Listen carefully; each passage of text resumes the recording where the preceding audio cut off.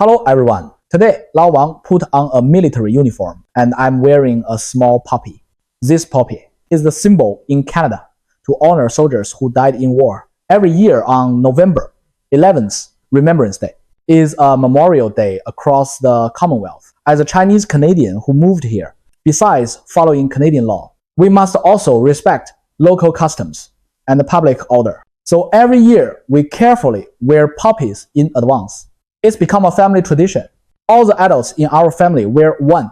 Kids don't have to, because the poppy has a sharp pin and children could get hurt. It's strange, really. They could just switch to a safer clasp, but for so many years, Canadians never changed. They insist on using a pin. So really, only adults can wear it. For little kids, it's risky. Alright, today, I want to make up for some metaphysics lessons. I owe you a lot on metaphysics. The very first episode of my show was about it.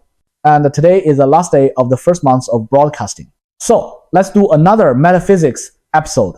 This one might feel a bit eerie, a bit deep. If you get it, you get it naturally. If you don't, just skip it. Because if you don't believe in the supernatural, if you're an atheist, if you're a strict believer in science, if you think matter determines consciousness and nothing beyond the physical world exists, then don't watch this one. I'll say it clearly in advance. Before talking about metaphysics, I want to recommend a book. This book is called 口读一段, also known as Breaking Hexagrams. Its author was as a Japanese master of the I-Ching.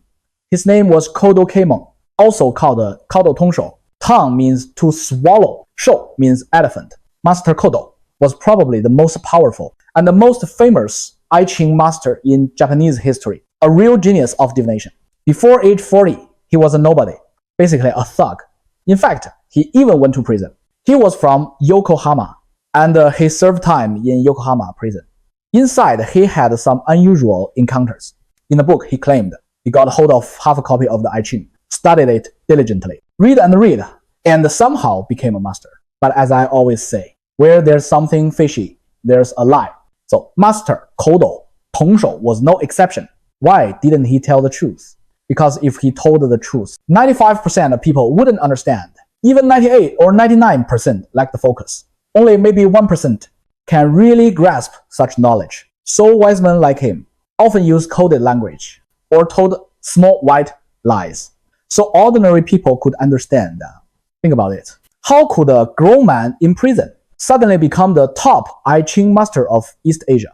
Clearly, he didn't just find half a book and learn it. Later, after becoming a master, he got out of prison and used his gift in Yokohama, which was like the Shanghai of Japan, then a trading port with a futures market and a stock exchange. There he predicted what would rise or fall, and quickly became the richest man in Japan. Today, you can still see Takashimaya department stores. That was his business empire. He built a huge commercial empire and at the top of one Takashimaya building. He even built a temple, a very modern temple, almost like in a Hollywood movie, with both traditional Japanese elements and modern design. He even carved his own spirit tablet there, usually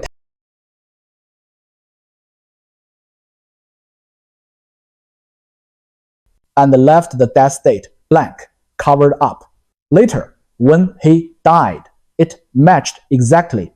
This showed he had reached a state of communion with the divine. So, how did he really learn these things? In the preface of his book, he wrote one key idea, that the true essence of the I-Ching can only be mastered by a very few, those with extraordinary talent and noble morality, just like firearms in the West. They must only be given to civilized people. You can't hand a musket to a child because he'll hurt himself or others. In the same way, this kind of power can only be held by the virtuous and wise. Then he described how he gained this ability. At first, his divination was hit or miss, sometimes accurate, sometimes not at all, until one day he had a breakthrough and realized a single sentence. With utmost sincerity, one can communicate with spirits. That was the key.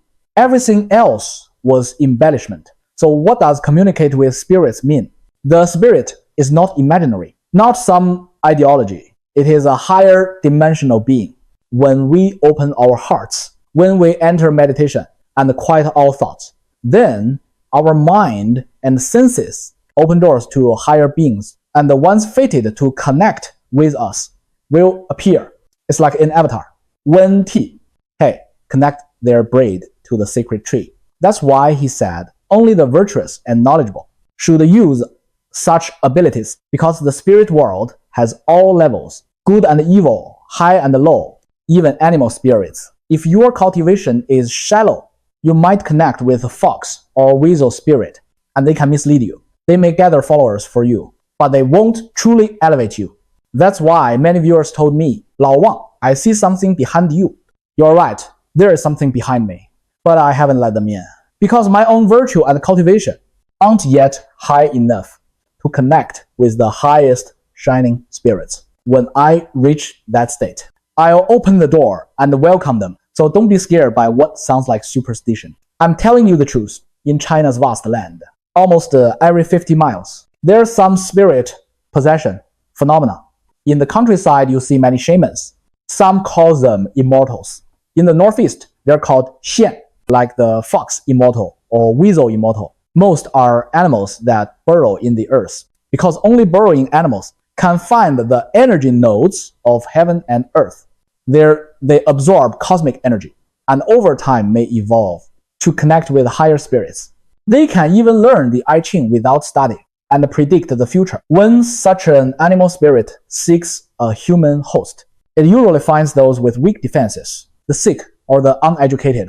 That's why in villages, it's often the simplest person who suddenly becomes a fortune teller, respected in 10 miles around, because he was possessed by such a spirit. But educated people with firewalls of reason are harder to possess, unless they willingly train and open themselves. Then they may connect with higher spirits instead. This process is what we call cultivation, and why you need a master to guide you. Otherwise, you might get trapped in that realm. Like in Avatar, when the girl links to the tree and nearly can't return. That's why shamans always have elders watching over them. And don't think this exists only in China. From Europe to Africa, from Mongolia to South America, shamanic traditions exist everywhere. The link between spirit and human is the foundation of primitive religion, the material basis of worship. Once you understand this, you see why human souls after death don't vanish immediately, unless destroyed by great energy like lightning. Normally, the soul separates and may attach to another body. That's why there are possession stories everywhere. In China, we call it borrowing a corpse to return the soul. Science may call it hysteria, but it's the same thing. I even shared a true story from my childhood about a forgotten urn of ashes in a military warehouse. A woman later got possessed by that spirit and spoke in a Beijing accent, remembering things only old classmates knew. When they searched the attic, they found the urn exactly where she said. This is real 100% true. Similar cases happened in Taiwan too, like the famous story of a drowned refugee woman whose spirit possessed a newly dead body and lived aga. This was widely reported in the news. In Tibet and Taoist traditions, there are even deliberate practices of 夺舍, soul transfer. When a master is near death, he forces his spirit out and enters the body of a newborn or recently dead person to continue cultivation. Though in China it's considered against heaven's order. So true, masters rarely do it. But legends like Iron Crutch Lee tell of such cases. Even in the West, there were scientists and scholars who could leave their bodies and travel other realms. This shows the phenomenon is universal.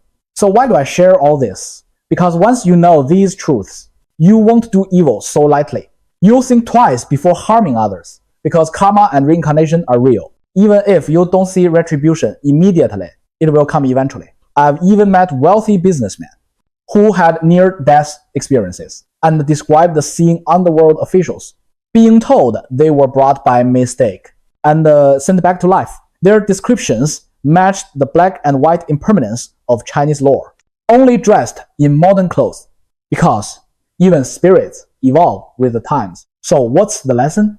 Live to your own state of being, raise your moral and spiritual level. Then these things won't seem strange at all. You understand them naturally. That's all for today. If you're interested, leave a comment, like, and subscribe. I'll share more next time. Like the story of Jesus feeding 5,000 or manna falling in the desert, and whether China had similar things. I'll talk about it slowly, one step at a time. Alright, that's it for today. I have something to do. See you next time. Bye bye.